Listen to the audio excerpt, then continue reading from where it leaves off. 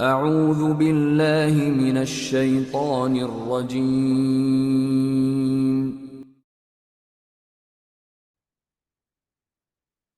Ji, Auzubillahi Bismillahirrahmanirrahim. This is Sani Khan. I generally take care of the financial market developments, whatever is happening on the side of Sharia compliance and the development in the financial institutions. Today, I'm really very excited. And first of all, I must say that I'm grateful to Al Sadiq Institute, which is a great institution working since 2007, playing their active role in Islamic banking and finance, the Kafal training and development in the financial market. The other institution which today has joined this initiative of spreading the word about real world asset tokenization in context of the Sharia compliance happens to be this REIT Academy of Pakistan. So today we are going to, inshallah, talk about as to what is happening on the front of real world asset tokenization in Pakistan. Pakistan is believed to have over 550 trillion worth real estate asset. And there is a great potential when it comes to the World Bank, IMF, and the other institutions. They all feel if Pakistan unlocks this idea of tokenization and small ticket trading in the real estate sector, then all the wounds and woes of Pakistan could go away, and it could just help meeting not only the tax revenue targets, but also bring in the 25 crore ordinary man on the street. So with this small intro and brief as to what is happening is our today's agenda as to what is happening on the side of real world asset tokenization in Pakistan. We have just been through with the commodity super cycle. We are just seeing a fantastic bull run at the Pakistani capital market. This I haven't seen last 25 years. This is something unique. But what is the standard with our market is this, that after the commodity and stocks, there is always a bull run in the real estate side. So while we are getting ready for the bull run in the real estate sector, there is another great thing which is happening in Pakistan. Pakistan happens to be Islamic Republic, and the parliament has just passed a law stating that there is a religiously, not only religiously, but a constitutional requirement to bring every transaction Sharia compliant under the Sharia roof. So Al Sadiq Institution happens to be one of the great institutions which are playing their active role in the Sharia compliance in the development of the workforce and the intellectual force in the industry. So with this brief, I just want to touch base with today's agenda. Our main speaker of the today's webinar are going to be from this Digi Estate, which is again a good entity, great entity. They have done a tremendous job in terms of bringing this idea of tokenization on the ground. They have actively worked with the Securities and Exchange Commission and their Fenbox. And today we are going to have two speakers from Digi Estate and the REITs Academy. One is the founder, Mr. Naeem, and the second one is Mr. Farooq Habib, who takes care of the Sharia aspect. Let these first speaker first talk and discuss as to what this idea of real world asset tokenization is and what is this Sharia side, Sharia compliance of this whole process. Then lastly, we would touch base with the product and the process compliance. And then in the last phase, I would also introduce you to the great speaker. So first, I would request Mr. Naeem Ilyas to please take the charge of the situation and give a brief to our worthy participants of this webinar. Assalamualaikum everyone, am I audible? Hope I am audible. Since I am traveling, so you might observe disruptions. So as Sani Khan Saab introduced, my name is Naeem Khanani. I am Program Director, REIT Academy Pakistan and founding member of Real World Asset Tokenization Academy and Pakistan Blockchain Club. So मैं चाहूँगा आज के जो हमारी वर्दी audience है उसको पहले रीट के बारे में थोड़ा बता दिया जाए, फिर हम रियल एस्टेट टोकन्स की तरफ बढ़ें। देखिए, पाकिस्तान की जो टोटल रियल एस्टेट की जो मार्केट का साइज है वो है 555 ट्रिलियन रुपीस, और पाकिस्तान में जितने बैंक्स हैं उनकी कंबाइंड वेल्थ और वर्थ है 44 ट्रिलियन रुपीस। तो आप देखें कि रियल एस्टेट की मार्केट जो है पाकिस्तान की कंबाइंड बैंक की जो वर्थ है उसका मोर देन 10 टाइम्स है। अब रियल एस्टेट की डेवलपमेंट होना किसी भी मुल्क की जीडीपी और इकोनॉमी का एक बहुत अच्छा इंडिकेटर होता है। हाँ, लेकिन अगर वो कैपिटल सिर्फ लैंड के अंदर पार्क हो जाए तो वो इकोनॉमी जो है वो नहीं चलती। लेकिन जो डेवलप रियल एस्टेट है वो इकोनॉमिक ड्राइवर होता है, और डेवलप रियल एस्टेट जो है वो किसी भी इकोनॉमी के लिए एक कैटलिस्ट का रोल प्ले करता है। तो प्रेजेंट सिनेरियो में अगर हम देखें तो हमको रियल एस्टेट की इन्वेस्टमेंट, रियल एस्टेट की डेवलपमेंट को इकोनॉमिक रिकवरी और इकोनॉमिक के पर्सपेक्टिव में देखना चाहिए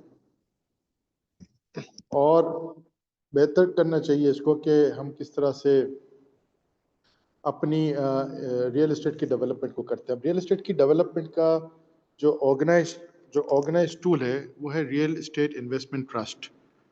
रियल एस्टेट इन्वेस्टमेंट ट्रस्ट में जो वर्ड आप देखें तो रियल एस्टेट इन्वेस्टमेंट और ट्रस्ट, इसका मतलब कि रियल एस्टेट इन्वेस्टमेंट ट्रस्ट में हम एक ट्रस्ट कायम करते हैं जो एक इंडिपेंडेंट बॉडी होती है जिस पे सारी पार्टीज ट्रस्ट करती हैं। अब कौन कौन सी पार्टीज हैं? एक तो इन्वेस्टर जो इसमें इन्वेस्ट करेगा, एक लैंड ओनर होगा, लैंड बैंक जिसके पास होगा वो अपनी लैंड को उस ट्रस्ट में देगा और उसके अगेंस्ट में उसके यूनिट्स ले लेगा, और फिर प्राइवेट इक्विटी और बाकी इन्वेस्टर्स जो उस लैंड की डेवलपमेंट करेंगे। तो ये जो ट्रस्ट होता है उसमें फॉर एग्जांपल आपके पास एक लैंड पार्सल है और उसको डेवलप करने के लिए डेवलपमेंट फाइनेंस चाहिए, तो ये land parcel through special purpose vehicle वो ट्रस्ट में चला जाएगा और उसकी जो वैल्यूएशन होगी उस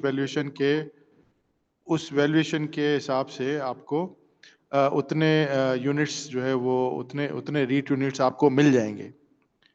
इसी तरह उसको आप डेवलप करने के लिए जो फाइनेंस चाहिए विच इज़ डेवलपमेंट फाइनेंस, वो प्राइवेट इक्विटी दे, वो आपको बैंक्स दें, वो आपको इन्वेस्टर्स दें, या फिर कैपिटल मार्केट में जब आप जाएंगे तो कैपिटल मार्केट से वो रेज करें तो उसको उसके यूनिट्स मिल जाएंगे, और ये जो रियल एस्टेट है वो डेवलप होगी और जितना जो डिविडेंड या जो प्रॉफिट आएगा इसका वो डिस्ट्रीब्यूट हो जाएगा जिसके जितने यूनिट्स होंगे। इसको मैं मिसाल के तौर पे समझाने के लिए समझाऊं कि फॉर एग्जांपल पाकिस्तान में कहीं भी प्रॉपर्टी है किसी की 1 अरब रुपए की और उसको डेवलप करना है, उसका खर्चा 1 अरब है, तो 2 अरब जो है ये प्रोजेक्ट का फंड साइज हो गया, और इस फंड साइज के लिए आपने रीट स्कीम स्ट्रक्चर की, और ये रीट स्कीम जो है वो रीट मैनेजमेंट कंपनी के थ्रू होती है और इसका एक इंडिपेंडेंट ट्रस्ट होता है। For example central depository company जो है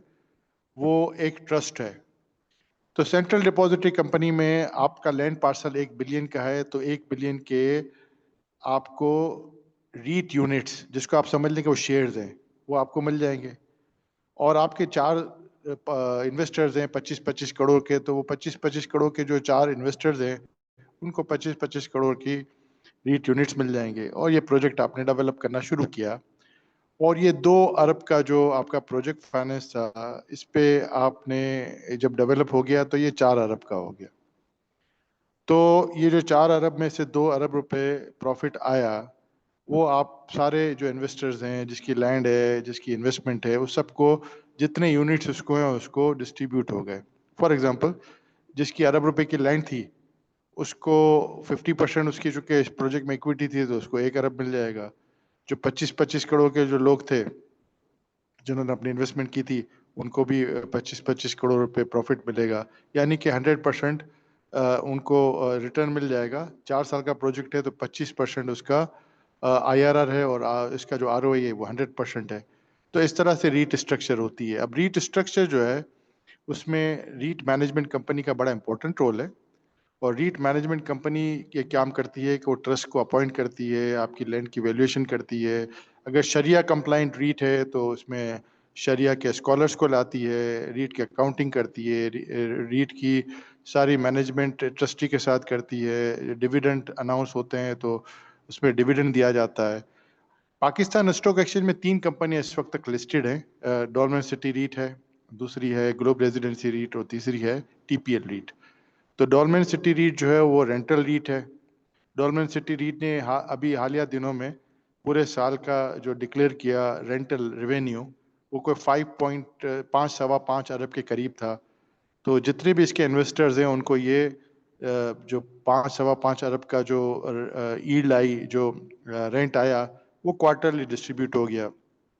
इसी तरह ग्लोब रेजिडेंसी रीट है, वो डेवलपमेंट रीट है, उसके डिविडेंड्स भी बड़े हेल्दी हैं और वो उनके शेयर होल्डर्स को एनुअली डिस्ट्रीब्यूट होते हैं। इसी तरह TPL जो है उसको भी अभी सबसे लेटेस्ट रीट TPL है, तो उसके इन्वेस्टर भी एक्सपेक्ट करते हैं कि वो उनको भी यील्ड मिलेगी। अब ये जो रीट्स होती हैं इसका सबसे बड़ा एडवांटेज होता है कि इसकी जो इनकम है, इस इनकम पे आपको कोई टैक्स नहीं है, कॉर्पोरेट टैक्स जीरो है। डिविडेंड पे टैक्स है लेकिन कॉर्पोरेट इनकम जीरो है अगर आप रीट स्ट्रक्चर में मौजूद है, तो इसका एक बहुत बड़ा एडवांटेज है। अच्छा, सबसे बड़ा चैलेंज पाकिस्तान में ये है कि रीट्स जो हैं, जो हमारे डेवलपर्स हैं, हमारे जो बिल्डर्स हैं, डेवलपर्स हैं, हमारी जो कंस्ट्रक्शन इंडस्ट्री है वो इतनी ऑर्गेनाइज नहीं है। उनकी बुक्स, उनकी बुक्स ऑफ अकाउंट्स, उनकी ऑडिट्स, उनकी कंप्लाइंस, इसमें इश्यूज हैं। So REIT is very popular instrument in Pakistan, and almost 30 plus REIT management companies are already registered in Pakistan, and couple of REIT schemes have been structured, and I'm presuming that around 28 to 30 REIT schemes are already structured. Out of 18 under Arif Habib Dolman REIT, and I'm also part of Arif Habib Dolman REIT as independent director and chairman audit. So this is the brief background of REITs in Pakistan. So REIT oversight body or regulatory body is SCCP, Central Security Exchange Commission of Pakistan, and Pakistan Stock Exchange. These two bodies are the regulatory bodies.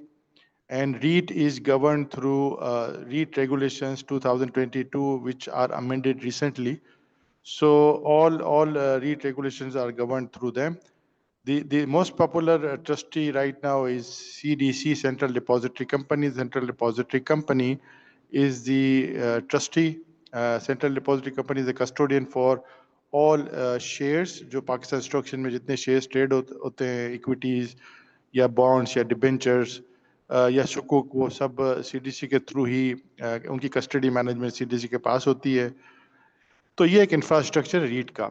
अब जिस तरह हमारे moderator साहब ने कहा, सनी खान साहब ने, the new concept is emerging about virtual assets and digital assets. तो virtual assets and digital assets वो एसेट्स हैं जो डिसेंट्रलाइज फाइनेंस के पार्ट है। राइट नाउ जो दुनिया है वो ट्रेडिशनल फाइनेंस में है, जिसके अंदर सेंट्रलाइज्ड पार्टीज जो है वो कंट्रोल करती हैं। फॉर एग्जांपल, किसी मुल्क का सेंट्रल बैंक जो है वो कंट्रोल करता है पूरी उसकी फिस्कल और मॉनेटरी सिस्टम को, करेंसी को भी वही मैनेज करते हैं। हमारे केस में स्टेट बैंक ऑफ पाकिस्तान है, ठीक है। इसी तरह हर मुल्क में एक सेंट्रल बैंक होता है जो उस मुल्क की करेंसी को मैनेज करता है। तो ये ट्रेडिशनल फाइनेंस है।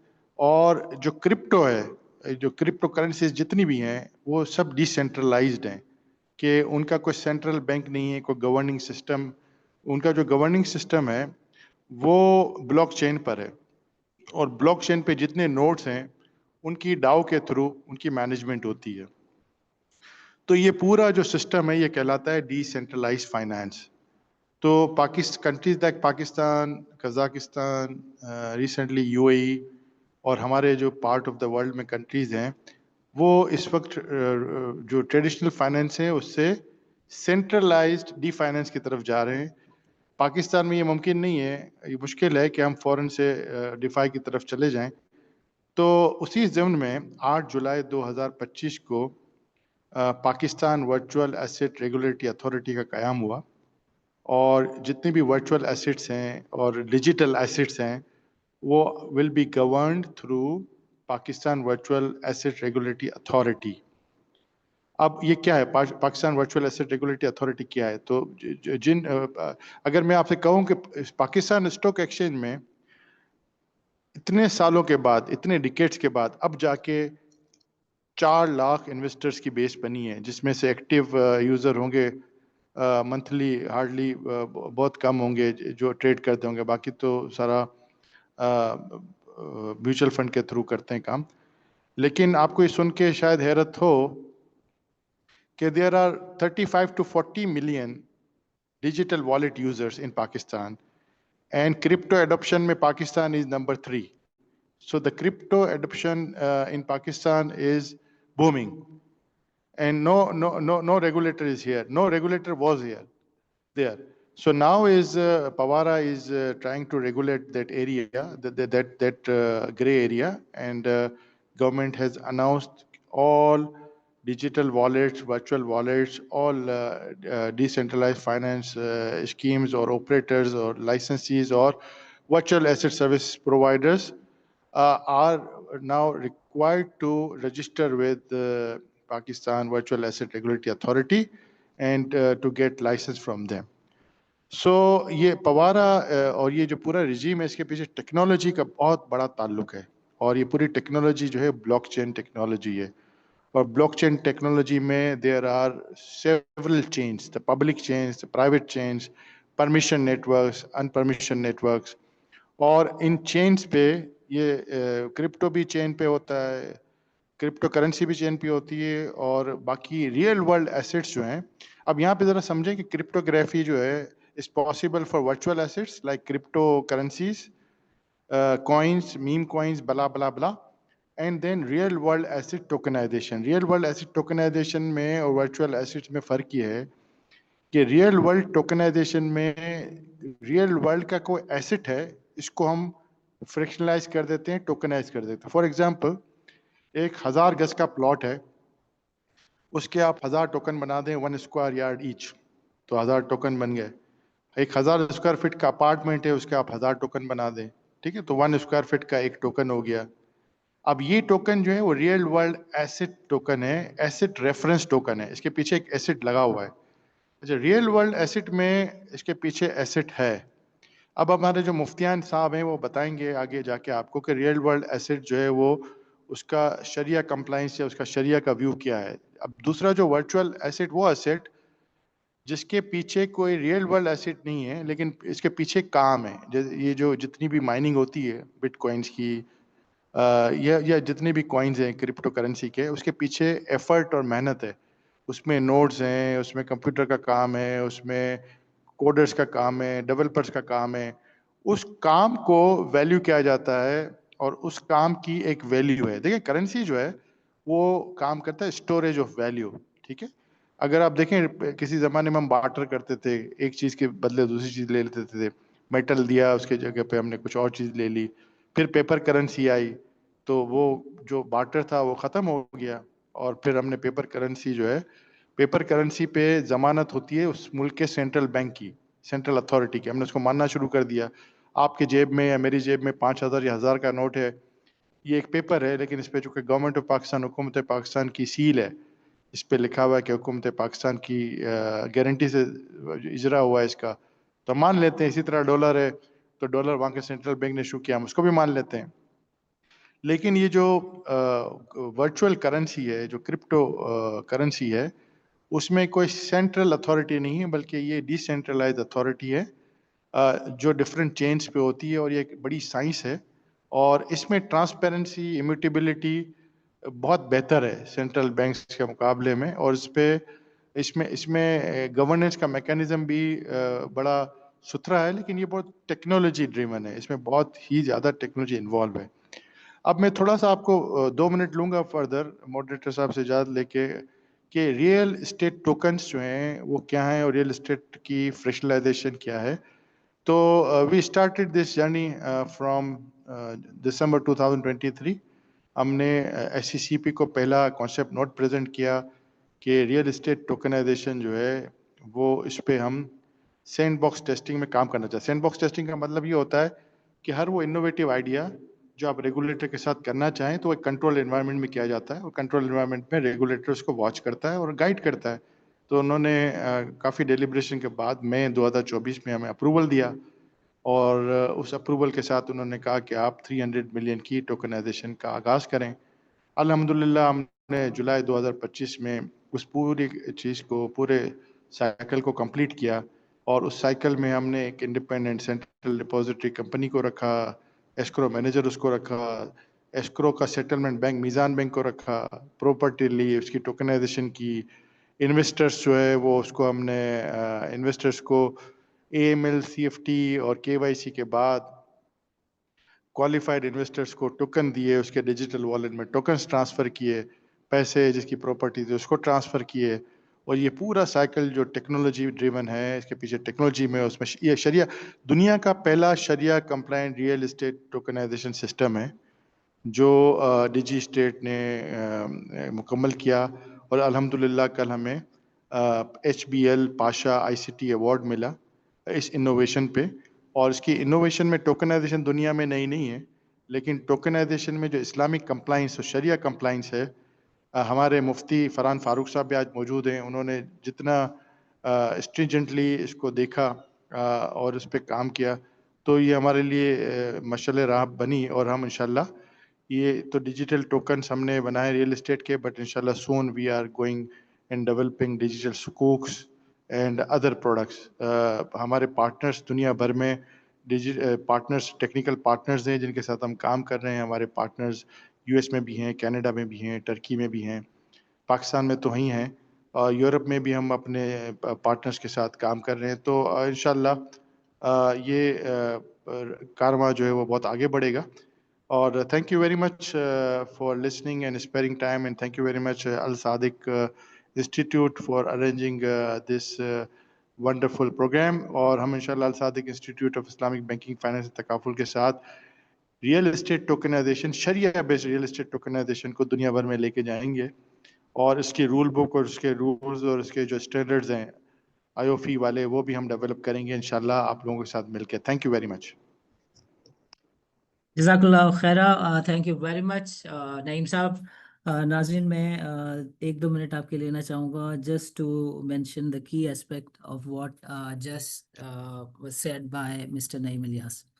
देखिए, दुनिया के अंदर जो बहुत बड़ी ट्रांजिशन हो रही है, उससे बड़ा रिवार्ड और अपॉर्चुनिटी मुस्लिम उम्मा और मुस्लिम वर्ल्ड के लिए है।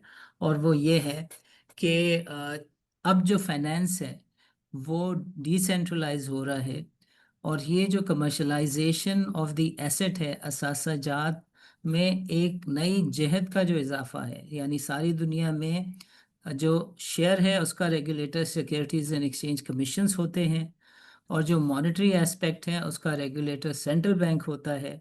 और ये जो अब एक नई चीज़ आ गई है, वर्चुअल एसेट, इसका जो रेगुलेटर है वो वारा या इस तरह की डिफरेंट अथॉरिटीज़ होती हैं।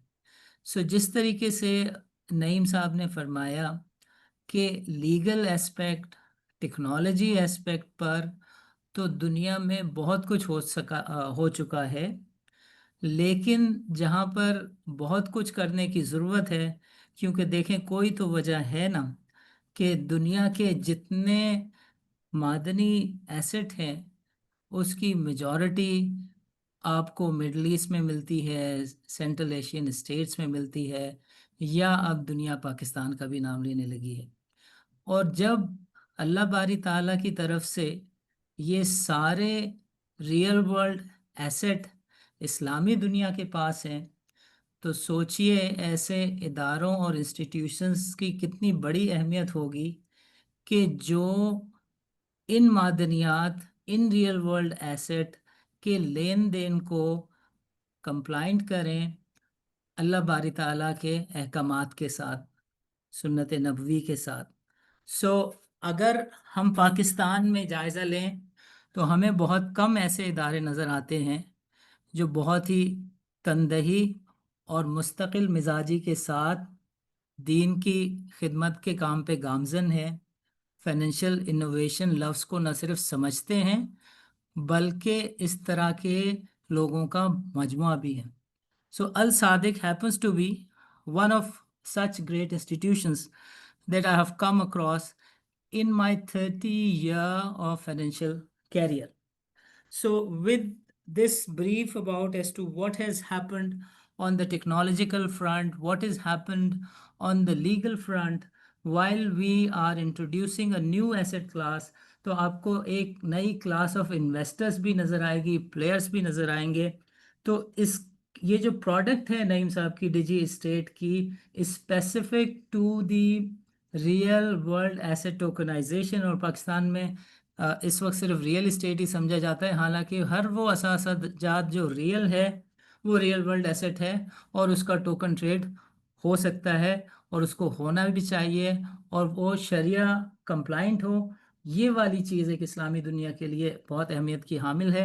मैंने बताया कि इसमें कौन कौन से इंस्टीट्यूशन कार फरमा हैं, और जो नईम साहब की प्रोडक्ट है डिजी स्टेट की, इसमें मुफ्ती फरहान फारूक साहब जो हैं उनका एक कलीदी किरदार है, और ये एक शरिया एडवाइज़र के तौर पे डिजी स्टेट के साथ काम कर रहे हैं। तो मैं इनसे गुजारिश करूँगा कि ये थोड़ा सा बताएं कि ये शरिया एस्पेक्ट से इन्होंने प्रोसेस कंप्लाइन और प्रोडक्ट कंप्लाइंस को किस तरह देखा। मुफ्ती साहब, ओवर टू यू। बिस्मिल्लाहिर्रहमानिर्रहीम वल्लहुम्मा सल्ली अला रसूलिल करीम। बहुत शुक्रिया सानी भाई जो वेबिनार है इसको अरेंज करने के लिए, खासतौर पे अल सादिक इंस्टीट्यूशन का भी बहुत शुक्रिया कि उन्होंने सबसे पहले ये इनिशिएटिव लिया और एक वेबिनार के तौर पे जो है वो रियल एस्टेट टोकनाइजेशन या रियल वर्ल्ड एसेट टोकनाइजेशन का जो मौजू है उसके ऊपर उन्होंने ये सेमिनार जो है वो अरेंज किया। तो ये बहुत अच्छा इनिशिएटिव है। बाकी इसकी शरिया कंप्लाइंस को समझने के लिए मैं समझता हूँ कि अगर हम इसका थोड़ा सा बैकग्राउंड समझ लें तो इसकी शरिया कंप्लाइंस को समझना भी बहुत आसान होगा। चाहे वो रेट की हम बात करें कि रियल एस्टेट की टोकनाइजेशन हो रही है या रियल वर्ल्ड एसेट की जो है वो टोकनाइजेशन हो रही है, दोनों में देखिए हर शख्स जो है वो क्या चाहता है, एक एसेट बनाना चाहता है। हर एक की ख्वाहिश होती है कि मेरे पास कोई ना कोई एसेट हो। और जो एसेट इंसान लेता है उसकी हम आमतौर पर तीन वजह होती है। या तो अपने यूज करने के लिए ले रहा होता है, उसको यूटिलाइज करना चाहता है, या ये होता है कि यूटिलाइज नहीं करना, उससे उसमें इनकम जनरेट करनी है। जैसे कोई हम प्रॉपर्टी लेते हैं, कोई फ्लैट लेते हैं और उसको रेंट आउट कर देते हैं, तो मकसद क्या होता है कि उसको रेंट पे हमने दे दिया, उससे इनकम जनरेट होगी, वो इनकम जो है हमारे लिए हमारी कारआमद होगी।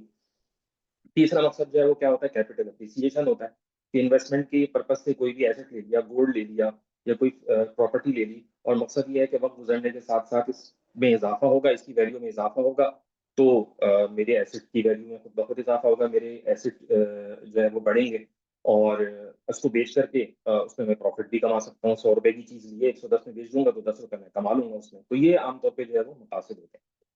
अच्छा, अब इसमें चैलेंज क्या होता है कि एक आदमी अकेले कोई एसेट लेना चाहिए, यानी जैसे कोई जो है वो या मैं जो है वो एक एसेट लेना चाहता हूँ अच्छी जगह पे, जैसे डीएचए में मैं कोई एसेट लेना चाहता हूँ, तो उसके लिए मुझे बहुत ज्यादा जो है वो सरमाए की जरूरत है, बहुत ज्यादा जो है इन्वेस्टमेंट की जरूरत है। अकेले मेरे लिए जो है करना मुश्किल होता है। कुछ चीजों को अकेले लेना आसान होता है लेकिन कुछ चीजों को अकेले लेना मुश्किल होता है। इसी बुनियाद पर ज्वाइंट इन्वेस्टमेंट का जो है वो तस्वुर दुनिया के अंदर पेश किया गया कि मिलकर जो है वो ज्वाइंटली किसी चीज में इन्वेस्टमेंट करें। अच्छा, अब उसमें जब मिलकर के इन्वेस्टमेंट करते हैं तो आमतौर पे जो तस्वुर था मिलकर इन्वेस्टमेंट करने का वो एक बड़े माइक्रो लेवल पे था। यानी 2 लोग इन्वेस्टर मिलकर इन्वेस्टमेंट कर लें, 4 इन्वेस्टर मिलकर इन्वेस्टमेंट कर लें, या जैसे नईम साहब ने जो है वो रीट का जिक्र किया है, रियल एस्टेट, तो उसमें भी अभी देखा जाए तो उसमें जो हैवी इन्वेस्टर हैं, बड़े इन्वेस्टर हैं, वो तो इन्वेस्ट कर सकते हैं, लेकिन आम लोग जो है वो उसमें इन्वेस्टमेंट नहीं कर पाते। तो इस चैलेंज को देखते हुए जो है वो एक स्कीम मुतारिफ करवाई गई कि जिसमें ये इन्वेस्टमेंट जो है वो मैक्रो लेवल पे हो जाए, यानी कि बड़े लेवल पर जो है, बड़े पैमाने पर जो है वो लोग ऐसी कोई स्कीम मुतारिफ कराई जाए कि जिसमें लोग मिलकर जॉइंटली इन्वेस्टमेंट करें। और जाहिर सी बात है कि जब जॉइंटली इन्वेस्टमेंट करते हैं तो उसमें जो आमतौर पे मकसद होते हैं वो 2 होते हैं। या तो इनकम जनरेट करना होता है कि वो चीज़ जो है जिसमें इन्वेस्टमेंट करेंगे उससे कोई इनकम जनरेट हो जाए, या दूसरा मकसद ये होता है कि हम इसमें इन्वेस्टमेंट करेंगे और उसमें कैपिटल अप्रिसिएशन हो जाएगी। तो ऐसी स्कीम के जिसके अंदर एक कई लोग, यानी हजारों लोग तक हम कह सकते हैं, लाखों लोग भी हो सकते हैं कभी जाकर के, लेकिन हजारों लोग मिलकर के जो है वो इन्वेस्टमेंट करें, और उसके बाद जो है वो जिस चीज में वो इन्वेस्टमेंट कर रहे हैं, जिस एसेट में वो इन्वेस्टमेंट कर रहे हैं, चाहे वो रियल वर्ल्ड एसेट हो या जो है वो रियल एस्टेट का कोई रियल एस्टेट हो, कोई कोई फ्लैट हो, कोई बंगला हो, कोई जो है वो प्लॉट हो, कोई भी चीज हो, तो उसमें इन्वेस्टमेंट करें और उससे जो है ये दोनों फायदे वो हासिल करें। लेकिन जाहिर सी बात है, अच्छा, इसी चीज को जो है हम क्या कहेंगे, इसी चीज को हम फ्रैक्शनलाइजेशन कहते हैं कि हमने जो है वो एक एसेट लिया, उसके हमने जो है वो छोटे छोटे हिस्से बना दिए, और कई लोगों को उसमें जो है दावत दी कि आप आए और उसमें इन्वेस्टमेंट करें। तो 1000 लोगों ने आकर के सबने जो है उसका एक एक हिस्सा खरीद लिया, और उसका मकसद ये है कि जो भी उसमें से रेंटल इनकम होगी तो हम उसमें शरीक होंगे, या ये कि उसमें कैपिटल अप्रिसिएशन होगी तो उसमें हम सब मिल करके शरीक हो जाएंगे। लेकिन इसमें चैलेंज ये है कि अगर हम इसको जो है वो एक जो हमारा ट्रेडिशनल तरीकाकार है उसका ओनरशिप का या इन्वेस्टमेंट का, अगर उसको लेकर के ऐसी कोई स्कीम मुतारिफ करवाई जाती तो उसमें जो है वो चैलेंज होते, क्योंकि अगर हम ऐसी स्कीम मुतारिफ करवाते जिसमें 1000 लोग हैं एक प्लॉट के अंदर शरीक हैं, लेकिन अब उसमें हम हर एक के लिए अलग अलग सेल डीड बनाएंगे, हर एक के लिए क्या अलग अलग कॉन्ट्रैक्ट बनेगा, और अगर वो उसको सेल करना चाहते हैं तो किस तरह सेल करेंगे, क्योंकि आपको पता ही है कि अगर 3 लोग भी किसी चीज में, किसी प्रॉपर्टी में जॉइंटली जो है वो शरीक हो, तो उसको बेचना और उसको ट्रांसफर करना एक बड़ा मुश्किल और चैलेंजिंग काम होता है। तो इस वजह से इसके लिए जो मुतारिफ करवाया गया एक नया सिस्टम जिसको हम कहते हैं टोकनाइजेशन। टोकनाइजेशन का मतलब क्या हुआ कि वो जो एसेट है, जैसे एक एसेट होता है उसका एक डॉक्यूमेंट उसकी नुमाइंदगी करता है, मेरे पास कोई एसेट है, तो कैसे पता चलता है कि इस एसेट का मैं मालिक हूँ, या 3 लोगों के पास एक एसेट है मिलकर के, तो कैसे पता चलता है 3 लोग उसको मालिक हैं, 3 लोग उसके मालिक हैं, ये पता चलता है इससे कि आपके पास कोई सेल डीड होती है, कोई डॉक्यूमेंट होता है, वो डॉक्यूमेंट जो है ना वो उसकी नुमाइंदगी कर रहा होता है कि आप या ये 3 लोग या ये 10 लोग जो है वो इस एसेट के मालिक हैं। तो अब अगर 1000 लोग हैं तो 1000 डॉक्यूमेंट, अगर लाखों लोग जब इस स्कीम के अंदर आ जाते हैं तो क्या लाखों डॉक्यूमेंट्स जो है हम जो है वो उसको मैनेज करेंगे, तो जाहिर सी बात है तो बड़ा मुश्किल काम हो जाएगा, प्रोसेस स्लो हो जाएगा, कॉस्टली हो जाएगा, कॉम्प्लेक्सिटी इसके अंदर आ जाएगी। तो इसके लिए टोकनाइजेशन जो है मुतारिफ करवाई गई कि दुनिया के अंदर जो है वो डिजिटल एसेट्स का एक कॉन्सेप्ट आ चुका है, और ब्लॉकचेन का जो है वो कॉन्सेप्ट आ चुका है कि ये ऐसी प्लेटफॉर्म्स दुनिया में वजूद में आ चुके हैं कि जहां पर आप किसी एसेट को या किसी चीज को जो है वो डिजिटली जो है वो मैनेज कर सकते हैं, और डिजिटली उसको ट्रांसफर कर सकते हैं, डिजिटली उसको जो है वो ओन कर सकते हैं। तो देखा जाए तो ये जो टोकनाइजेशन है ये दर हकीकत सिर्फ रिप्रेजेंटेशन है, यानी जैसे आप कागज की बुनियाद पे मानते हैं कि फलां शख्स इस चीज का मालिक है, तो अगर मैंने एक हिस्सा, एक प्रॉपर्टी का 1000 हिस्से में से एक हिस्सा खरीदा, तो उसके लिए मुझे जो चीज दी गई जिससे पता चले कि ये चीज मेरी है, वो एक टोकन इशू कर दिया गया, जो एक सिस्टम के तहत होता है जिसको हम डिजिटल सिस्टम कह सकते हैं या ब्लॉकचेन बेस्ड सिस्टम कह सकते हैं, जिसकी तफसील है जो टेक्निकल हजरात हैं वो उसको अच्छी तरह समझते भी हैं, या अगर समझना चाहें तो किसी ऐसे लोगों से समझा भी जा सकता है कि ब्लॉकचेन सिस्टम क्या होता है। लेकिन आप इसको आसान अल्फाज में यूं समझने के बजाय कागज के आप डिजिटल उस चीज के ऊपर चले गए। तो जब हम डिजिटल उसके ऊपर चले गए, पीछे बाकी एसेट वही है। तो जिस तरह अगर हम शरिया की तरफ जाएं कि शरिया की जो रिक्वायरमेंट है, शरिया कंप्लाइंट की जो रिक्वायरमेंट है कि अगर मैं एक एसेट खरीदता हूं और एक एसेट बेचता हूं, या 10 लोग मिलकर के कोई एसेट खरीदते हैं और कोई एसेट बेचते हैं, चाहे वो रियल वर्ल्ड एसेट हो, चाहे वो उसमें स्पेसिफिक जो है वो रियल एस्टेट का एसेट हो, जो उसकी जवाज की सही होने की, शरिया कंप्लाइंट होने की जो शराइत है, वही शराइत जो है ना वो यहाँ पर आ जाएंगी। अगर जैसे मैंने कोई टोकन दे रहा हूँ और उसके पीछे कोई रियल एसेट है, तो जिस तरह शरिया का जो कॉन्सेप्ट है कि जब आप कोई चीज दें तो उसके अंदर आपकी मिल्कियत, ओनरशिप का तस्वुर कायम होना चाहिए, जिसमें आपके पास उसके तमाम राइट्स हों, उसका रिस्क भी आपका हो और उसका जो है वो रिवॉर्ड्स भी जो है वो आपके हों, यानी जैसे एक मैं प्रॉपर्टी खरीदता हूँ तो उसमें कोई नुकसान होता है उसका जिम्मेदार मैं हूँ, उसमें कोई फायदा होता है तो उसका बेनिफिट मुझे मिलेगा। तो इसी तरह अगर मैं टोकन की नुमाइंदगी के साथ कोई रियल एसेट का या रियल वर्ल्ड एसेट का या रियल एस्टेट का जो है वो मैं मालिक बन रहा हूँ, जिसकी नुमाइंदगी जो है, जिसकी रिप्रेजेंटेशन मुझे एक टोकन दे रहा है, तो अगर वो टोकन मुझे कंप्लीट ओनरशिप की रिप्रेजेंटेशन दे रहा है तो इसका मतलब है शरिया के पॉइंट ऑफ व्यू से इसमें कोई मसला नहीं होगा। फिर दूसरा सवाल ये आएगा कि अगर इसमें इतने सारे हजार लोग जैसे एक प्रॉपर्टी में अगर शरीक हो रहे हैं, हजार टोकन हमने उसके बना दिए और डिजिटल जो है उसको इशू कर दिया, तो कि ये हजार लोग आपस में क्या होंगे? तो इसका भी शरिया के अंदर कॉन्सेप्ट मौजूद है कि जैसे 3 लोग मिलकर के 10 लोग मिलकर के कोई प्रॉपर्टी लेते हैं तो शरिया कहती है कि ये शिरकतुल मिल्क का कॉन्सेप्ट है, जिसको को ओनरशिप का कॉन्सेप्ट कहते हैं। अब इसमें 2 लोग में भी हो सकता है, 10 में भी हो सकता है, 100 में भी हो सकता है, 1000 में भी हो सकता है, लाख में भी हो सकता है, इसमें कोई शरिया की तरफ से ममानियत नहीं है। तीसरी चीज जिसको हमको कह सकते हैं कि जो उसमें अगर किसी हम एसेट की टोकनाइजेशन करते हैं, चाहे वो रियल वर्ल्ड एसेट हो, चाहे वो रियल एस्टेट का एसेट हो, तो तीसरी चीज जिसको हमें जो है वो उसमें ध्यान में रखना है कि वो एसिड बैक चाहिए। तो जाहिर सी बात है कि ये सब एसिड बैक है, यानी जो हम रियल वर्ल्ड का जो टोकन इशू किया जाता है, रियल वर्ल्ड एसेट का या रियल एस्टेट का जो टोकन इशू किया जाता है, उसके पीछे जो है वो एसेट ही होता है।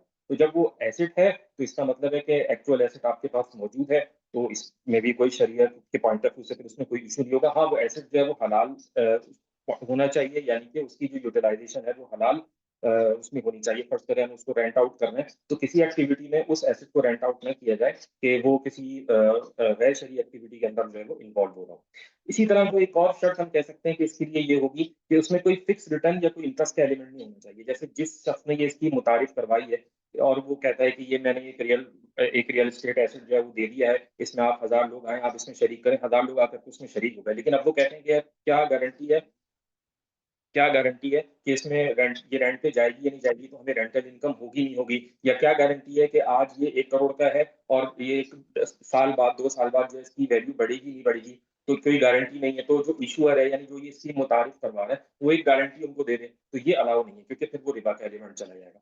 तो यहाँ पर जो रियल एस्टेट की रेट की जो स्कीम है, रियल एस्टेट टोकनाइजेशन की जो स्कीम है, तो इसमें हमने इस चीज का भी ध्यान रखा है कि जो इस स्कीम का इशूअर है, जैसे या इसका जो ओनर है, जैसे डीजी स्टेट है, तो ये कोई फिक्स रिटर्न कमिटमेंट नहीं कर रहा और कोई इंटरेस्ट जो है वो कोई कमिटमेंट नहीं कर रहा अपने उनके साथ जो इसके ओनर्स हैं, जो ये टोकन दे रहे हैं कि आपको जो हम अगर आपको रिटर्न नहीं मिला तो हमारी तरफ से गारंटी है कि हम आपको अपनी तरफ से कुछ रिटर्न दे देंगे। तो ये चीज भी इसके अंदर जो है वो इसका भी ध्यान रखा गया है।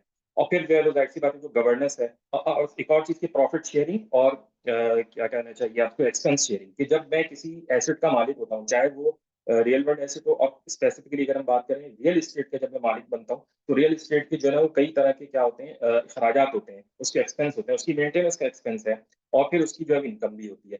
तो ये जितनी भी अगर हम sharia compliant real estate token issue करेंगे तो उसमें क्या चीज जरूरी होगी कि उसमें जो भी प्रॉफिट आएगा वो सब पे तकसीम होगा, कि जिसके पास जितने टोकन हो गए। अगर 1000 टोकन हमने बनाया तो किसी के पास 10 टोकन है तो उसको इस हिसाब से प्रॉफिट मिलेगा, किसी के पास 1 है तो उसको 1 का मिलेगा, किसी ने 100 लिए हैं तो उसको 100 का मिलेगा। प्रोपोर्शनली जो है वो उन सबके दरमियान जो है वो शेयर होगा।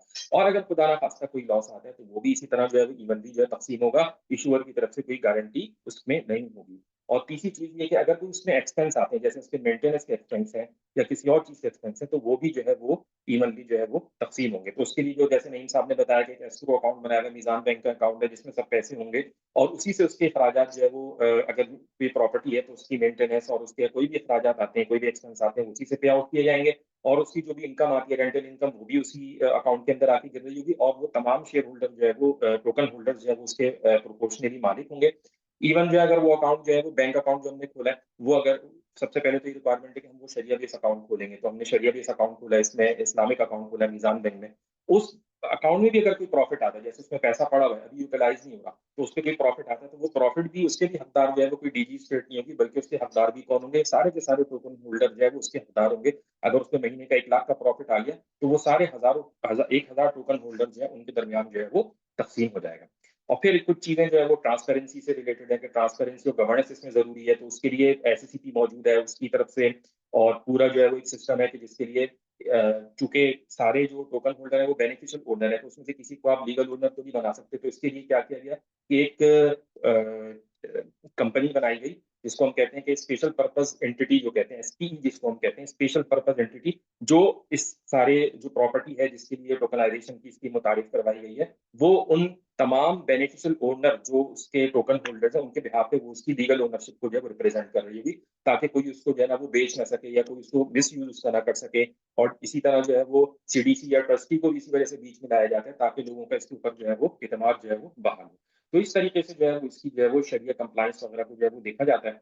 और कुछ चीजें इसमें और भी है, जैसे एक बात एक और कर दूं कि आमतौर पे लोग ये सवाल करते हैं कि रिबा नहीं होना चाहिए, गरर नहीं होना चाहिए, और ये चीजें कैसे कंट्रोल हो रही है। तो इसके बारे में मैंने बता दिया। देखिए, प्रॉफिट और लॉस शेयरिंग के ऊपर बेसिस के ऊपर है कि प्रॉफिट आएगा, इनकम आएगी तो शेयर होगी, नहीं आएगी तो नहीं होगी, तो ये रिबा का एलिमेंट हमने खत्म कर दिया।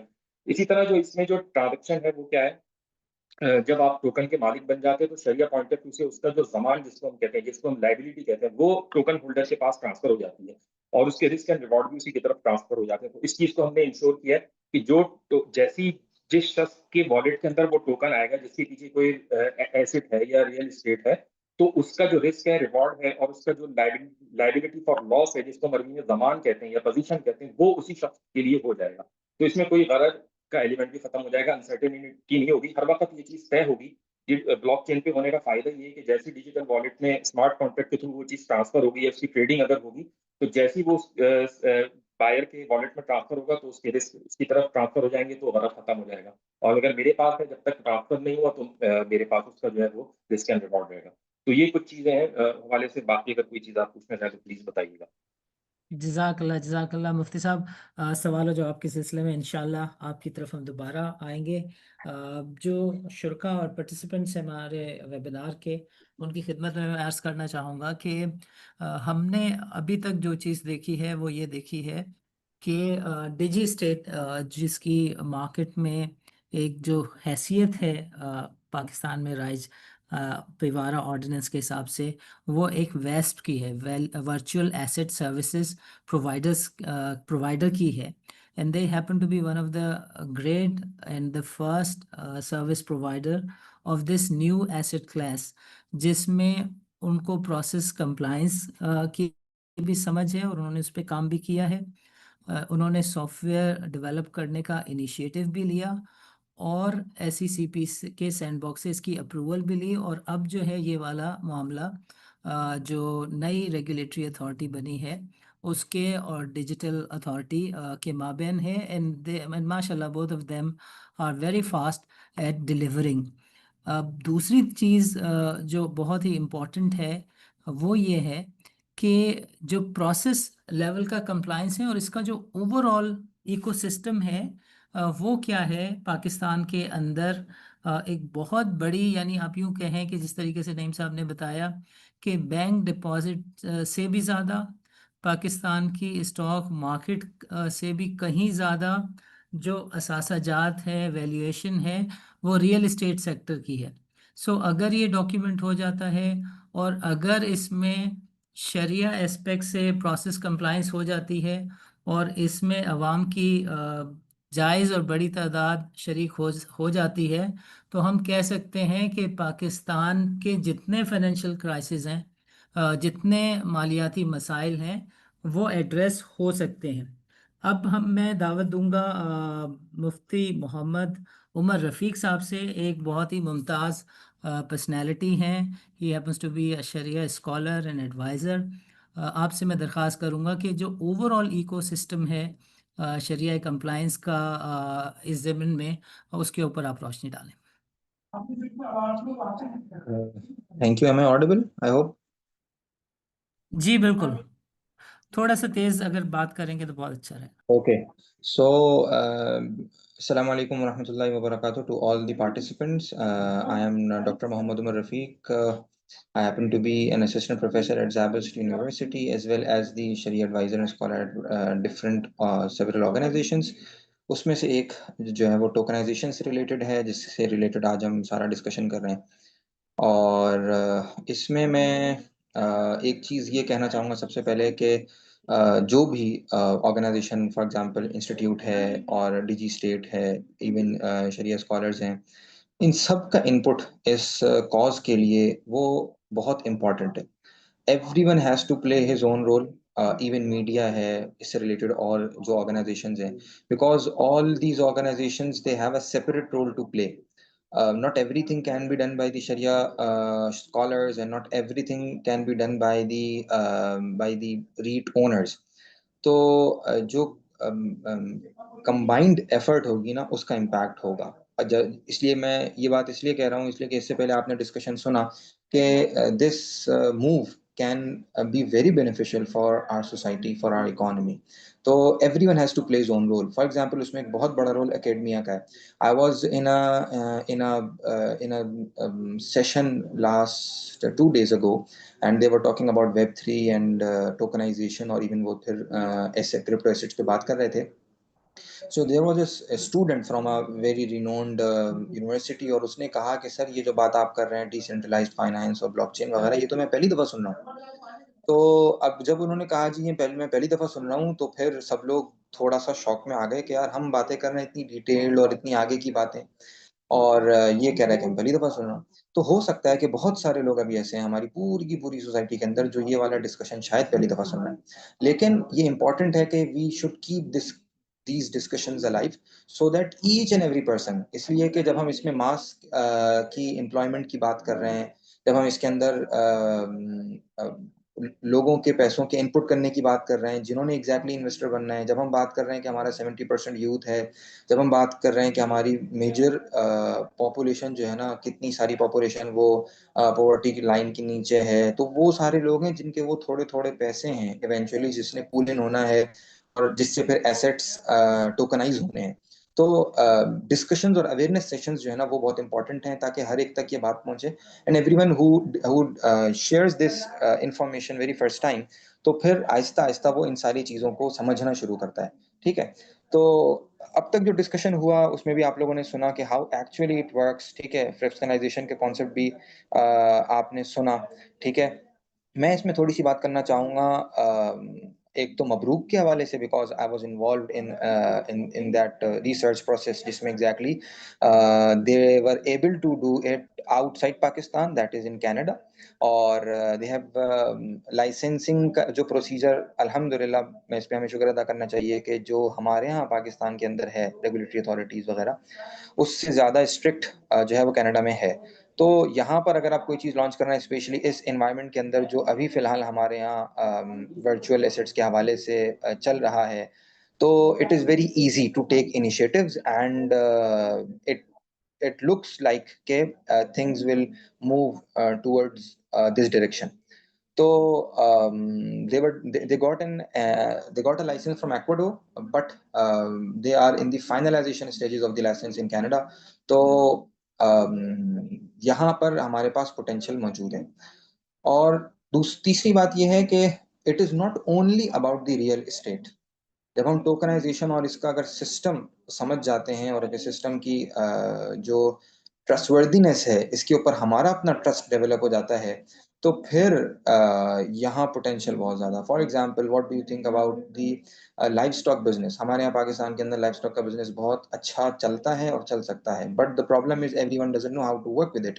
And for example, you may not find any public listed organization offering this livestock shares in PSX. मेरे और नॉलेज में तो नहीं है कि अभी तक कोई हो. तो इसकी चाहे आप मीट से रिलेटेड बात करें या फॉर एग्जांपल डेयरी प्रोडक्ट्स की बात करें और बहुत सारी और चीज़ें हैं. तो हमारे बहुत सारे वो बिजनेसेस जो लिस्टेड नहीं हो सकते, और लिस्टेड होना कोई आसान काम भी नहीं है किसी भी ऑर्गेनाइजेशन के लिए, तो वो टोकनाइज्ड हो सकते हैं. और जब वो टोकनाइज्ड हो सकते हैं तो हर आदमी का वो शेयर वहाँ डेवलप हो सकता है. तो a person having for example only 1 lakh rupees can have shares in multiple business and organisations. तो बिल्कुल ऐसे ही जैसे कि हम बात करते हैं कि जी आप PSX के थ्रू मल्टीपल सेक्टर्स में इन्वेस्टमेंट कर सकते हैं, हम शायद टोकनाइजेशन के थ्रू मल्टीपल ऐसे सेक्टर्स में इन्वेस्टमेंट कर सकते हैं जो लिस्टेड ही नहीं है, जहां पर काम ही नहीं हो रहा या काम हो रहा है लेकिन वहां तक रीच नहीं है हमारी, इसलिए कि वहाँ रेगुलेटरी फ्रेमवर्क हमें उसको इतना ज़्यादा इनेबल नहीं करता. जहाँ तक आखिरी बात जो सानी साहब ने की कि जी शरिया कंप्लाइंस इकोसिस्टम के हवाले से, तो इसमें बहुत इंपॉर्टेंट पॉइंट ये है कि चूंकि this is an evolving industry, तो till now there is no agreed, or you can say issued Sharia governance framework for tokenization, especially in Pakistan. तो ये एक ऐसी चीज है, इससे पहले भी मैं जिन डिस्कशंस का पार्ट रहा हूँ ये बात रही है कि जी regulator has to play a role. तो फ्रेमवर्क और गाइडलाइंस रिगार्डिंग शरिया उसके ऊपर जो है ना वो अच्छा खासा काम करने की ज़रूरत है। और उसका रीज़न एक ये भी है कि बहुत दफ़ा शायद मुफ्ती साहब ने भी ये बात की कि एक मिसकंसेप्शन ये है कि when we are talking about tokenization शायद we are talking about crypto currency.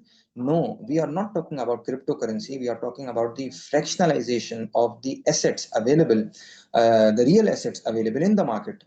So actually, we are not talking about the currency, but focusing on the tokenization of assets, which again we have a very strong input in our economy.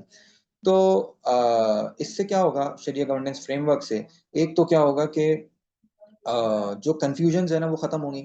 AUFI is working alhamdulillah on this topic as well, but till now they have issued not a single standard on it. तो और आखिरी बात ये कि इतना तेजी से ये इंडस्ट्री इवॉल्व कर रही है, जैसे आपने नंबर सुने नईम साहब से, the capital this has been put in वो इतना ज्यादा है, इतना बड़ा है और इतना तेजी से वो कैपिटल आता है और जाता है कि जो गवर्नेंस अथॉरिटीज होती हैं उनकी स्पीड स्लो होती है as compare to the speed of investors and capital holders. तो उसमें ये बहुत जरूरी है कि जल्दी कुछ ऐसे रेगुलेटिव फ्रेमवर्क्स डेवलप हों, शरिया गवर्नेंस फ्रेमवर्क्स डेवलप हों। For example there is no smart contracts का तो माशाल्लाह टेक के पर्सपेक्टिव से ऑडिट होता है, लेकिन क्या किसी शरिया टोकनाइजेशन फर्म का शरिया ऑडिट भी होता है? So these are the questions that needs to be answered. And for example, is there any auditor? What do you think about an internal auditor and external auditor? इसलिए कि जब हम agency theory की बात करते हैं, जब हम कहते हैं कि जी BOD जो है ना वो फैसला करता है कि जी ऑर्गेनाइजेशन में क्या होगा और क्या नहीं होगा, तो what do you think about a community based on tokenization and the manager of that asset? For example मैंने लाइव स्टॉक बिजनेस की बात की, तो लाइव स्टॉक बिजनेस के अंदर एग्जैक्टली कौन सी गाय के साथ क्या करना है और क्या नहीं करना, ये डिसीजन तो फिर वहां उस वक्त जो मेंटेन कर रहा है वो कर रहा होगा। तो उसकी फिड्यूशियरी रिस्पॉन्सिबिलिटीज को इंश्योर करना और वो कैसे होंगी, इसके लिए फ्रेमवर्क अभी तक ऐसा कोई स्ट्रॉन्ग अवेलेबल नहीं है। तो we need to work on it. अगर हम फ्रॉम शरिया पर्सपेक्टिव बात करें तो इस गवर्नेंस फ्रेमवर्क के ऊपर काम होना चाहिए। और इससे रिलेटेड रिसर्च है जो already I am working on it, और let's see when I am able to publish it, तो ताकि ये पता चल सके कि एक तो हम ये बात कर रहे हैं कि पोटेंशियल है, लेकिन जब हम पोटेंशियल की बात करते हैं तो साथ में उसके ट्रस्ट को मेंटेन करने के लिए हमें उसकी गवर्नेंस को बहुत ज़्यादा स्ट्रॉन्ग करना ज़रूरी है, ताकि लोगों का ट्रस्ट जो है ना वो फिर शेकन ना हो जाए। वरना स्पेशली जो नॉन डिजिटल स्पेशली जो डिजिटल चीज़ें होती हैं उसमें लोगों का ट्रस्ट वैसे ही आसानी से डेवलप नहीं होता। अगर आप कोई जूता खरीद रहे होते हैं तो you are able to feel that shoe, लेकिन अगर आप कोई सर्विस खरीद रहे होते हैं तो आपको नहीं पता चलता कि यार वाकई मुझे इसका कोई फ़ायदा हो रहा है या नहीं हो रहा। तो स्पेशली जब लोग पैसे अपना नॉन डिजिटल मनी को टोकनाइज एसेट में डाल रहे होंगे और उनके ऐप में सिर्फ शो हो रहा होगा कि भाई एग्जैक्टली हमें इसमें फ़ायदा हो रहा है या नहीं हो रहा, तो ये एक ऐसी चीज है जिसके अंदर गवर्नेंस का स्ट्रॉन्ग फ्रेमवर्क होना जरूरी है। एंड आई होप कि in the coming days the specially the शरिया scholars and the regulators are able to work on this direction. So I hope for the best, and that was from my side. Thank you. ज़बरदस्त मुफ्ती उमर रफ़ीक साहब, thank you very much. दो चार चीज़ें हैं मुझे लगता है कि उनको मुझे पॉइंट आउट करना चाहिए। एक चीज़ तो ये है कि while I am making a comment, मेरे सवाल हो तो वो ज़रूर हमसे ज़रूर करें। देखिए, एक शुरू में बात की थी नईम साहब ने regarding the return of the two REITs which are listed, and for the third one he said कि उसका अभी एक्सपेक्टेड है कि किस तरह की उसकी परफॉर्मेंस रहने जा रही है। TPL रीट्स की बात की। डॉलमन में we heard the great thing कि 5.3 बिलियन रुपीस जो यूनिट होल्डर्स हैं उनमें तकसीम हुए। यहीं पर ये बात भी सुन लें कि दुबई में जो बुर्ज खलीफा है उसके रेंटल और कैपिटल गेन साइड के दोनों तरह के जो टोकन हैं, ownership token and rental token, वो दस्तयाब हैं, और उसके अंदर क्वार्टरली ये डिस्ट्रीब्यूशन बहुत अच्छे तरीके से नॉन बोर्ड मॉडल में हो रही है। स्टॉक एक्सचेंज के प्लेटफॉर्म के ऊपर अभी एक कंपनी लिस्ट हुआ चाहती है, इमेज रीट्स के नाम से है ये कंपनी, और इसमें भी हम बुक बिल्डिंग के प्रोसेस में देखते हैं कि विद इन 1.5 आवर इसके अंदर डबल सब्सक्रिप्शन हो जाती है। और इसका आईपीओ भी जब कल लोग इसको फिल कर रहे थे तो I was getting to know कि सीडीसी का सिस्टम स्लो हो रहा है। दैट टेल्स कि रियल इस्टेट सेक्टर में कितना ज़्यादा इंटरेस्ट है। इस तरह की बातें हम नहीं सुनते जब एक कोई नॉर्मल सी कंपनी स्टॉक एक्सचेंज में लिस्ट हो रही होती है। दूसरी मेरी नोटिंग है रिगार्डिंग लाइव स्टॉक और dairy product related stocks being listed on the PSX. हमारे पास एक कंपनी ऑर्गेनिक मीट है, अल शहीर है। ये लाइव स्टॉक सेक्टर की के स्टॉक्स हैं। But I I agree with Mufti साहब कि टोकनाइज मॉडल में डेयरी और लाइव स्टॉक साइट पर बहुत ज़्यादा काम हो सकता है। मैं एक पाकिस्तान के बहुत बड़े, यूँ कहना चाहिए सबसे बड़े इंस्टीट्यूशन का नाम नहीं लेता क्योंकि मैं नाम ले चुका हूँ। They have very actively worked in pass 1.5 year कि ये 400-500 जानवरों का जो फॉर्म है वो आप सेटअप करें, 8-10 करोड़ रुपए की इन्वेस्टमेंट करें, फिर उसके अंदर जितनी भी इन्वेंट्री है 10-12 करोड़ रुपए की वो डलवा देते हैं और फिर वो चीज़ आपसे रेंटल मॉडल के अंदर चले जाते हैं। अब इसके अंदर जो इंश्योरेंस है, तकरीबन इंश्योरेंस कंपनीज से उन्होंने रब्ता कर लिया। लाइव स्टॉक में और पोल्ट्री में there are very few insurance players जो कि शरिया कंप्लाइंट मोड में भी काम करना चाहते हों और इस वाले रिस्क के ऊपर भी हाथ रखना चाहते हो। That's a challenge. लेकिन अगर आप सोचें कि ये टोकन साइज 1,000 रुपये हो जाए, 10,000 रुपये हो जाए, इवन 1 लाख रुपये हो जाए, तो इसमें जो रेंटल रिवॉर्ड है, रेंटल यील्ड है, वो मैं आपको बताऊं कि पोल्ट्री के अंदर 3 करोड़ रुपए का जो फ्लॉक है जिसकी प्रोसेसिंग कॉस्ट 3 करोड़ रुपए बनती है, 35 दिनों में वो 5 पौने 5 करोड़ रुपए की वर्थ तक चला जाता है। यानी 50 ग्राम वाला जो चूज़ा है वो कोई 2200-2300 ग्राम का बर्ड बन जाता है। एंड वी नो कि ये 40-50 रुपए से 200 रुपए तक की रेंज में ये छोटा चिक मिलता है और जो बिकता है वो 600-700 रुपए पर केजी के हिसाब से बिकता है। सो इस साइड के ऊपर यस, अगर छोटे टिकट साइज के ऊपर लोग आएंगे टोकनाइज मॉडल में तो स्टेट की इकोनॉमी भी बेहतर होगी और हर शख्स को अपॉर्चुनिटी टू पार्टिसिपेट मिलेगी। गो के फॉर्मेट में नहीं है, मगर अगर अल्लामा मजहर अब्बास ज़ैदी साहब मौजूद हैं तो मैं उनसे दरख्वास्त करूंगा कि वो कंक्लूडिंग रिमार्क ज़रूर दें because I couldn't see any question.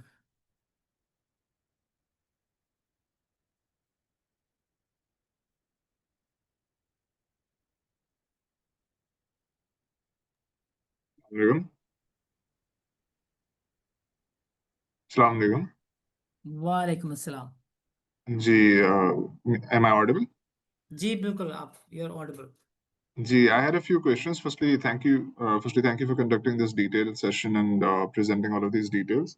एक तो जैसे मेरा सवाल था, जैसे मोहम्मद उमर साहब ने जैसे फरमाया और बिल्कुल दुरुस्त फरमाया कि ये कुछ चीज़ें जो है वो बड़ी टेक्निकल होती हैं और आई थिंक बहुत से लोग जो आई थिंक जिनका बहुत ज़्यादा एक्सपोजर नहीं होगा इस पर्टिकुलर फील्ड में, तो वो अगर बेसिक्स से थोड़ा एक्सप्लेन किया जा सके, जो इसका डिजिटल स्ट्रक्चर है या जो इसका टेक्नोलॉजी जो इसमें इन्वॉल्व है और इसका जो ओवरऑल जो कुछ टेक्निकल डिटेल्स हैं, अगर उनको थोड़ा सा सादा अल्फाज में और सिंपल उसमें समझाया जाए, एक्सप्लेन किया जाए, तो आई थिंक वो काफ़ी बेनिफिशियल होगा।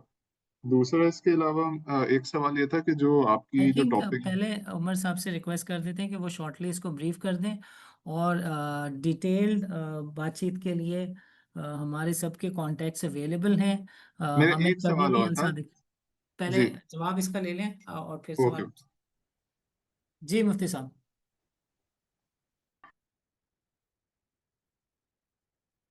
जी उमर साहब, आप मुफ्ती उमर साहब आप जवाब देना पसंद करेंगे?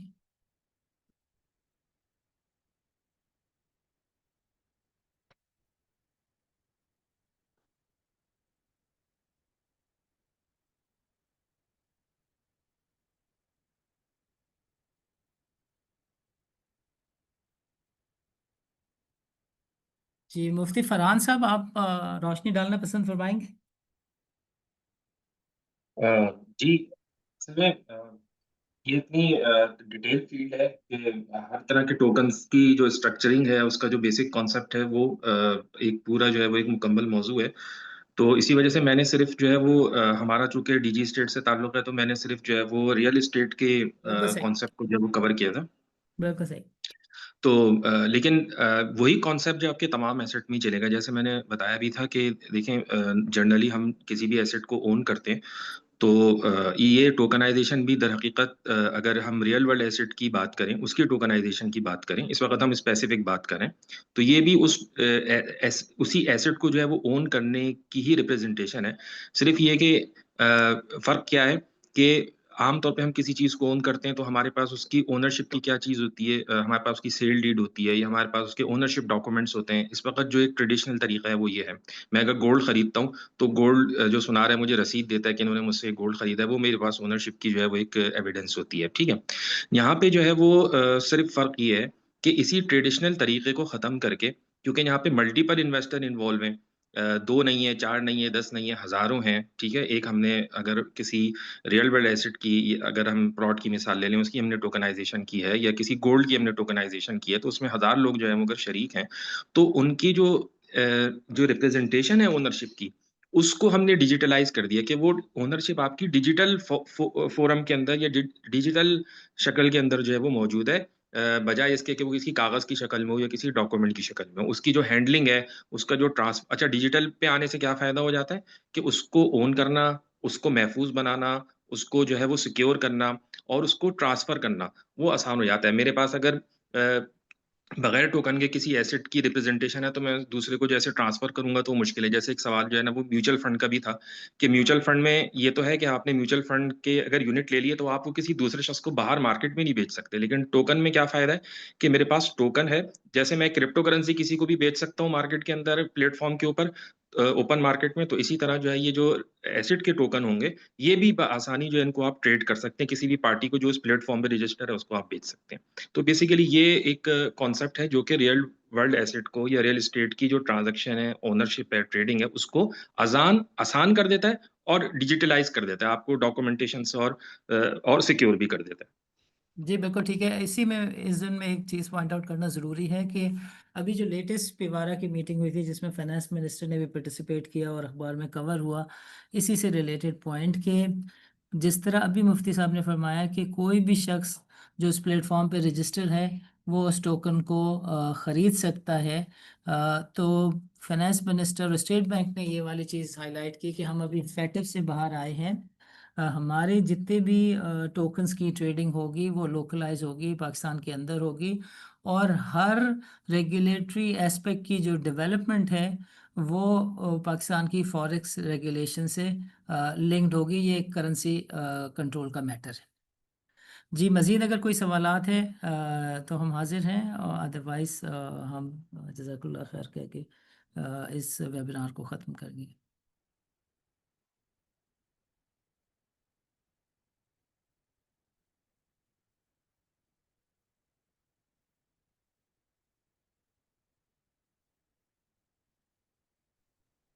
हेलो। जी प्लीज़। पहले तो सबसे अस्सलाम वालेकुम, hope all of you would be fine and good. So I would like to introduce myself. This is me, Abdullah, and I'm working at a Block Square as a regional ambassador, which mostly we are responsible for the awareness creation in Pakistani. और मेरा जो questions है वो specifically Sunny Khan से है, क्योंकि recently मैंने आपका पोस्ट देखा था कि आपका ब्लॉक स्क्वायर के जो सीईओ है CEO है। उनसे उनसे भी मीटिंग हुई है। जी बिल्कुल एंड जी। Already I am working in Pakistan since माशा 2015 जनवरी। माशा। और हम प्रोजेक्ट्स पे भी काम कर रहे हैं कि हम उनको ऑन बोर्ड कर दें, लेकिन वही चीज़ आ रही है कि अभी चूंकि रेगुलेशंस हमारे पास कुछ भी नहीं है। सनी खान ने जिस तरह बात की है कि पाकिस्तान जो है 3rd नंबर पे है वे ब्लॉकचेन पे, जिस तरह उनकी कम्युनिटी बनी हुई है और इन्वेस्ट कर रहे हैं।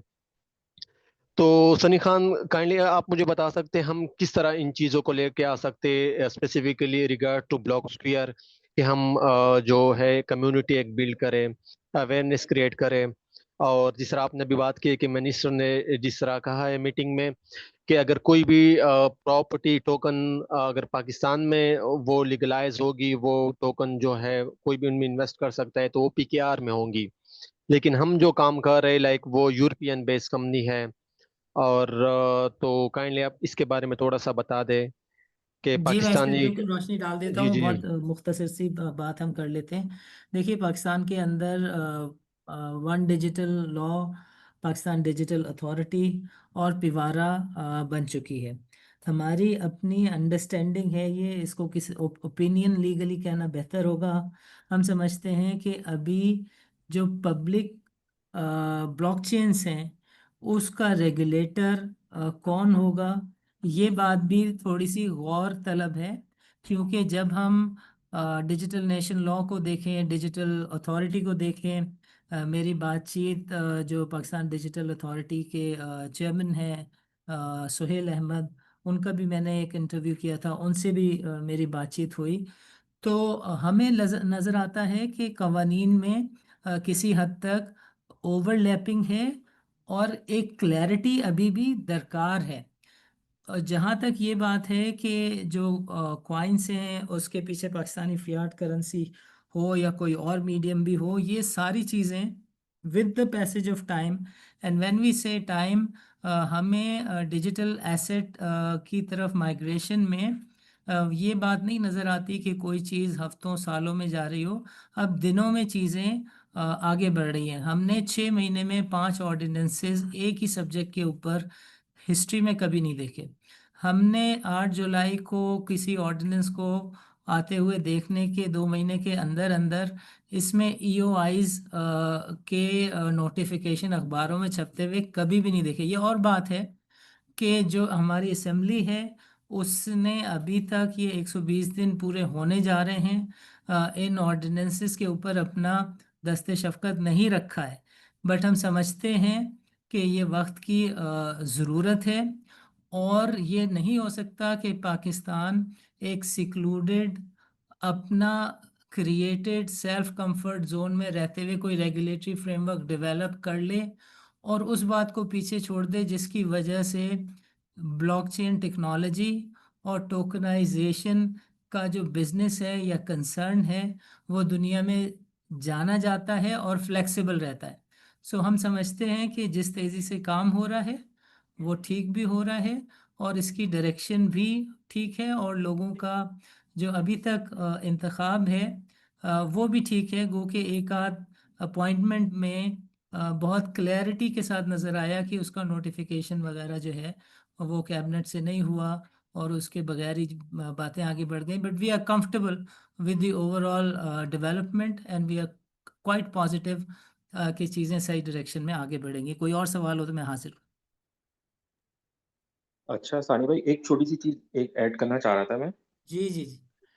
बस ये जैसे आज हमने जो डिस्कशन की है ना वो ज्यादातर इसकी स्ट्रक्चर के ऊपर है। अब इसकी जो ट्रेडिंग है ना, जैसे आपने बताया कि इसमें कुछ जी लॉस जी के हिसाब से भी कुछ इश्यूज हैं, तो वो अभी अंडर डिस्कशन है और वो पूरा एक बिल्कुल ऐसा। मुस्तकिल मौजू है। तो इंशाल्लाह उस पर कभी और वक्त जो है उस पर बात भी करेंगे मैं इंशाल्लाह। समझता हूँ कि देखिए, हमें इतना ज़बरदस्त प्लेटफॉर्म अल सादिक इंस्टीट्यूट और मौलाना मज़हर अब्बास ज़ैदी की शक्ल सूरत में दस्तयाब है। हम समझते हैं कि हम इस प्लेटफॉर्म को मौसर तरीके से इस्तेमाल करते रहेंगे, और ये जो नॉलेज बेस को इन्हेंस करना है, ब्लॉक स्क्वायर जैसी कंपनीज़ के साथ मिलकर पाकिस्तान में न सिर्फ अवेयरनेस बल्कि टेक्नोलॉजी को भी आगे लेके जाना है। तो ये काम हम इंशाल्लाह तबारक व तआला अल्लाह ताला के हुक्म से हम करते रहेंगे। हेलो, अस्सलाम वालेकुम। So if there aren't any other Hello. questions, Yes, ji hello. please. Yes, I I have think a question. this will be the last question, please. Okay. Okay, sir. I have a question regarding for the REIT returns ना। अब मुझे basically question ये है कि REIT में अगर मुझे rentals receive हो रहे हैं तो वो रेंटल्स की कंडीशन क्या अकाउंट होगी? वो म्यूचुअल फंड्स के उसमें नेचर में अकाउंट हो, it will be consider as a mutual funds और कैपिटल गेन जो मुझे रेंटल्स रिसीव हो रहे हैं REITs में। Thank you. मुफ्ती सानी भाई, उमर इसका साहब, जवाब आपसे आपको दरखास्त, वो जी दे प्लीज। सकते हैं। वो दे सकते हैं जवाब इसका। नहीं साहब अगर उनको कॉल पे ले लेंगे या फिर उनसे बाद में पूछ लेंगे, क्योंकि ये तो एक टेक्निकल क्वेश्चन है कि उसके वो टैक्स वगैरह के हवाले से या वो इनकम कंसीडर हुआ है, कैपिटल एप्रिसिएशन कंसीडर होगा, टैक्स क्या होगा? नहीं साहब अगर हैं तो प्लीज वो जवाब। नहीं, आई थिंक अगर इस सवाल का जवाब देने वाले पार्टिसिपेंट इस वक्त मौजूद नहीं है तो हम इस सवाल का जवाब जो हमारा लिंक्डइन सनी भाई, अकाउंट है उस पर पोस्ट कर दें। सनी भाई नईम आप साहब, आप दोबारा मौजूद हैं? सवाल, सनी भाई सवाल जी मौजूद है, सवाल रिपीट कर दीजिएगा, मैंने सवाल सुना नहीं पूरा। नईम भाई, सवाल ये है कि जो रेंटल रीट है उसकी जो इनकम है वो क्या है, उसका जो कैपिटल गेन है, जो इनकम है, वो टैक्स में किधर जाके क्लासिफाई होती है? वो एक नॉर्मल कैपिटल गेन है, रेंटल इनकम अच्छा है, मैं, वो अच्छा देखिए रेंटल इनकम जो है ना, रेंटल रीट में जो इनकम आती है रेंटल इनकम, तो रीट जो है एज पर REIT regulations 2022 and amended later, अगर आपने 90% ऑफ डिस्ट्रीब्यूटेबल इनकम डिस्ट्रीब्यूट कर दी यूनिट होल्डर्स को, तो इनकम पे कोई टैक्स नहीं है, और ये income as a capital gain या रेंटल इनकम काउंट नहीं होता। ठीक है, अगर तो रीट है। मैं रिपीट करता हूँ, रेंटल रीट एज पर रीट रेगुलेशन 2020, आपने जो रीट मैनेजमेंट कंपनी ने अगर वो 90% एंड अबव डिस्ट्रीब्यूट कर दिया डिस्ट्रीब्यूटेबल इनकम को अमंग रीट यूनिट होल्डर, तो उस पे कॉर्पोरेट इनकम या इनकम नहीं है, नंबर वन। अब आ जाए डेवलपमेंट रीट। डेवलपमेंट रीट जो है उसमें हम किसी रियल एस्टेट को डेवलप करते हैं, तो राइट। डेवलपमेंट रीट की शक्ल में भी अगर जो कैपिटल गेन हुआ है या जो एप्रिसिएशन हुई है वो 90% डिस्ट्रीब्यूटेबल प्रॉफिट अगर यूनिट होल्डर्स को दे दिया जाए तो उस पर टैक्स नहीं है। हाँ, अलबत्ता जो डिविडेंड आपको देता है मैनेजमेंट कंपनी, जो यूनिट होल्डर्स को डिविडेंड देती है, उस पर डिविडेंड का टैक्स 15% लगता है बिल्कुल ठीक हर है। केस में, चाहे वो रेंटल रीट हो। नहीं Hope साहब this अपने will टोकन्स में क्या है, hope, टोकन्स में क्या होगा, रियल एस्टेट के तो टोकन्स का भी बताओ। अच्छा टोकन्स जो है ना वो चूंकि इमर्जिंग फील्ड है, ये फील्ड जो है वो इवॉल्व हो रही है, तो उसके उसके रेगुलेशंस और फ्रेमवर्क बनने हैं। तो जो डिजिस्टेट ने अपना काम किया है उस पर रूल बुक अभी डेवलप की है ड्राफ्ट, वो गवर्नमेंट को सबमिट होगी, गवर्नमेंट उसकी इम्प्लीकेशन देखेगी। अभी तक गवर्नमेंट को सबमिशन यही है कि रीट रेगुलेशन 2022 का फ्रेमवर्क है वही रियल एस्टेट टोकन पे नाफुजुल अमल हो, ताकि ताकि एक तो गवर्नेंस और ट्रांसपेरेंसी अच्छी हो जाए टोकन्स की, और उस पर जो टैक्स की इम्प्लीकेशन, उस पर जो ट्रीटमेंट है वो भी उसी तरह रहे, और दोनों साइड से इन्वेस्टमेंट के लिए भी चैनल खुले। बट अभी फ़िलहाल इस पे कोई क्लैरिटी नहीं है, इसीलिए मैंने कहा कि ये एक इवॉल्विंग फेज में है प्रोडक्ट, और इस पे अभी काम होना बाकी है। बिल्कुल ठीक है। मेरा ख्याल है कि अब हमें इजाज़त इसलिए लेना होगी कि क्योंकि टाइम बहुत ज़्यादा गुज़र चुका है। मैं सबसे ज़्यादा शुक्र गुज़ार हूँ अल सादिक इंस्टीट्यूट का, जिन्होंने ये तमाम पार्टिसिपेंट को और हमें भी एक मुहैया फराहम किया कि हम नॉलेज एंड इंफॉर्मेशन को अपने पार्टिसिपेंट्स के साथ शेयर कर सकें। नईम इलियास कनानी साहब, आपका भी बहुत बहुत शुक्रिया। You happen to be an institution, जो चलते फिरते इदारे की आपकी हैसियत है। You happen to be a great knowledge base when it comes to Pakistan real world asset tokenization. फिर मैं शुक्रगुजार हूँ फरहान फारूक साहब, मुफ्ती फरहान फारूक साहब। You have done tremendously well. और ब्लॉक स्क्वायर में क्या गया डिजी स्टेट के का जो ट्रस्ट और कॉन्फिडेंस है वो तो एक नईम साहब के पास कंप्लाइंस देखने वाले मौसूफ हैं। He happens to be a great person when he talks, he also speaks like a institution. जो डूज एंड डोंट्स के मास्टर बाबा रीड्स भी कहलाते हैं इंडस्ट्री में। सो मुफ्ती साहब, grateful to you for your time, attention, and contribution for this webinar. And then lastly, I'd like to extend my gratitude to Mr. Mufti Mohammad Umar Rafiq साहब। आपके भी वक्त के लिए सर बहुत बहुत शुक्रिया। और जो पार्टिसिपेंट्स हैं वो असल में आज के सही दूल्हा हैं। उनका सबसे ज़्यादा शुक्रिया कि उन्होंने इस इवेंट को कामयाब किया, और हम उम्मीद करते हैं कि हम अल सादिक इंस्टीट्यूट, इस्लामिक इंस्टीट्यूट और बैंकिंग एंड फाइनेंस का तरबियत का ये जो इदारा है, ये इंशाल्लाह प्रॉस्पर करेगा, और इस प्लेटफॉर्म से हम बार बार नॉलेज शेयरिंग का अमल दोहराते रहेंगे। अस्सलामु अलैकुम वरहमतुल्लाहि वबरकातुहू।